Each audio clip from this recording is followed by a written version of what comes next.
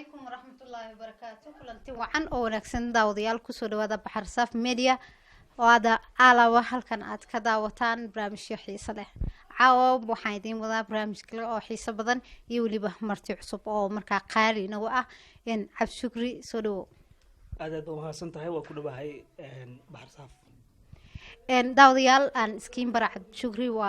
وريه وين أو مركا إن كشقي إذا عدها أما تي في هذا كشقي إن مقالة نيروبي سيني سومالي تي في أنتي تقانا إن عبد شكري إن كسر دوا بحر صاف ميديا مر لواد يمر سدحات با وأنا كاجم هاد علني سيد قروح بدن يا دوا جيبتي عد سجيجا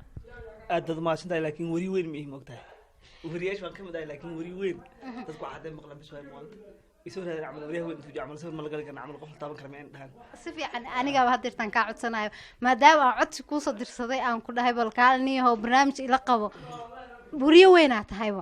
in weyninkana ma ahan da in kaliya khibrada qofka uu leeyahay inta ay gaarsiisan tahay way jiraan dad anaga naga waaweyn naga khibrad badan laakiin jiilkeenan hadirtiro waxaad waa inoo weyn tahay anaga saa aaminsanahay aad u mahadsantahay waa ku qadanayaa laakiin de wari weyn marka dad xogo waxaan dhahaa caawin xad camal loo qof kale ma lagu qaldaa intaan fiirna markaa ninka la ag fadhiyo wari kale marka aad u mahadsantahay dhammaan muslimiinta marka joogan waxaan leenahay Ramadaan Kariim corona Allah naga saaran leenahay waa tahay daawadayaal barnaamijka caawiska inoo saarana waxay tahay in waxyaabihii kuugu yaabka badnaa inta uu jira koronaha dhibaato haddii ay ahaato iyo haddii ay ahaato wax markaas adiga ku farxad geliya cabdi shukri waxaad nooga warantaa inta uu koronaha jiray waxyaabihii markaa adiga kuugu yaabka badnaa ee aad aragtay horta wixii igu yaab badnaa waxyaabo badan baa jira moogtahay laakiin wixii igu yaab badnaa habeenii u dambeey dhacay waxay ahayd magaalada Nairobi oo la socon jiray ayaa habeen dhaxda nin saaxiibkii Xudayfa magaalada dhaxmarayna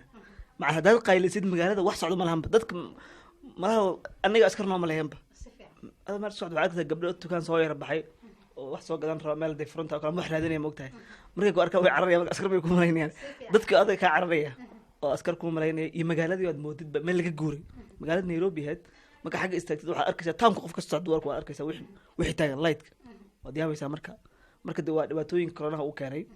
cabdi shukri waxaa la yiri maalintiina sidii tahay loo socdo oo waxa la qabsado habeenkiina hala xaroodo koronaha ma habeenkii oo socdaa bal waxa iga sheeg su'aasha la isweydiinaya dawladda Afrikaan ay markaasi inta badan laga hadlay Kenya Soomaaliya iyo dawladda kale Afrikaan inta badan bay ka hadleen cudurkan COVID-19 koronaha waa cudur lagu kala qaada neefta iyo isku imaanshaha waxyaalo noocaas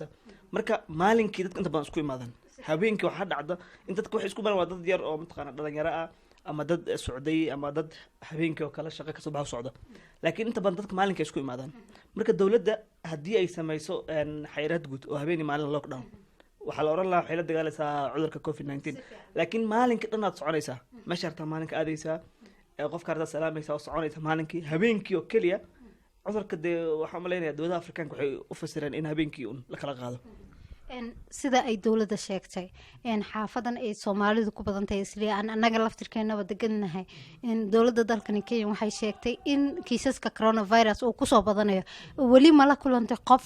xaafada isla degan oo cudurkaas qaba ama qoys marka cudurka dartii loo karantiilay may ilaa iminka macal isli maahan iyo qof walba qof qaba cudurkaas wali ma arag dawladdu waxay sheegtay dad badan oo xaafada isli in cudurkaas laga helay Kenya dhamaanba mid ka mid ah xildhibaanada dalkan Kenya ayaa waxa uu su'aal dawladda weydiiyay dadkaasi meeshay ka imaadeen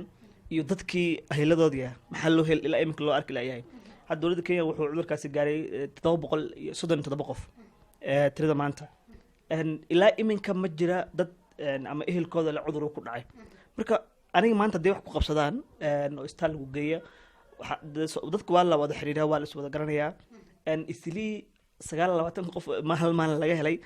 dabcan dadku waxay isweydiinayaan tiradaas guud dawladda midaas ka samaysatay wax oo mataqaanaa tiras ka samaysay mise waa wax kulli waa arin u talo wasaaradda caafimaadka Kenya in arintaas ay ka jawaabto anaga laakiin kawri ahaan dadweynaha waxaan leenahay hala raaca awaamirta wasaaradda caafimaadka iyo talooyinka ay soo jeedinayso maadaama talooyinkaas ay ku wax ku oola dawladda ay leedahay cudurkaasi la kala qaadayo dabcan waxaan filaynaa sida mataqaanaa haddaba la saadalanayo in uu bilaha soo socdaba cudurkaasi uu dhamaan doono dhibaatooyin badan iyo dhaqaale xumo badana dalal badan oo caalamka oo dhan ayuu saameyn ku yeeshay aad iyo aad ma ahan wax hal qof ah keliya haddii waxaa jira cudurro kale oo la iskaga kaftami jiray cudurka eebolaha kale ood ogtahay waagii uu socday dadka ay oran jireen de wuxuu soo marayaa alamtaruu soo marayaa markuu albaqro soo mar noo sheegay wixii waxyaala noocaasa laakiin aan kasii cararnay laakiin cudurkan waxaa hal mar soo bilowday china ilaa intuu noogu yimid marka dee waxaan u malaynayaa in dhibaatooyin badan horta waa lagala kulmay dhaqaala badan isniid waad ogtahay waxa furan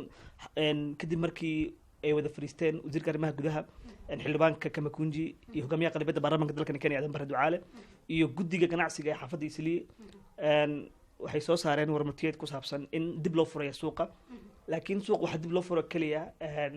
cunooyinkii waxyaala noocaasa ilaa iminka waxaa xiran meelihii kale ganacsiga kala xiran xaafadda islii taasi oo dhibaato badanna dadka cabshukriyo haddii aan kaa dhex galo sidaan ognahayba maalmihii ugu dambeeyay waxaa la xiray suuqyadii xaafadda islii gabi ahaanba markii laga reebo kuwa cuntooyinka iyo suuqyada yaryar ee lagu iibiyo qudaarta maxaa lagu sababeyn karaa maadaama suuqa aan laga helin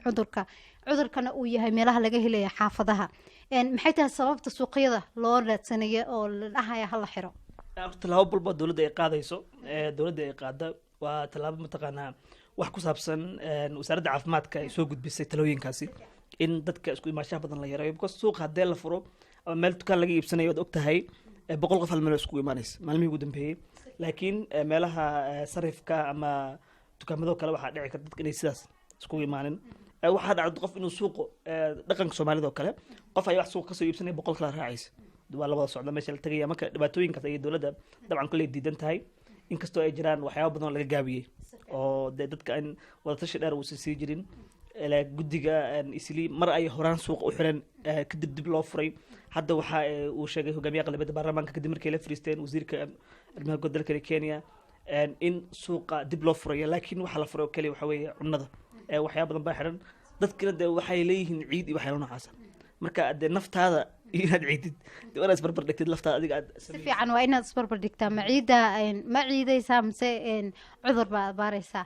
haddii aad cudurka rabtid in aad ka gaabsatidna waa inaad ciidda iska dhaaftid waa tahay daawadayaal kaasi wuxuu ahaa cabdishukri oo inooga faaloonayay coronavirus iyo weliba guud ahaan nairobi sida uu u saameeyey cabdishukri aad baad umahadsantahay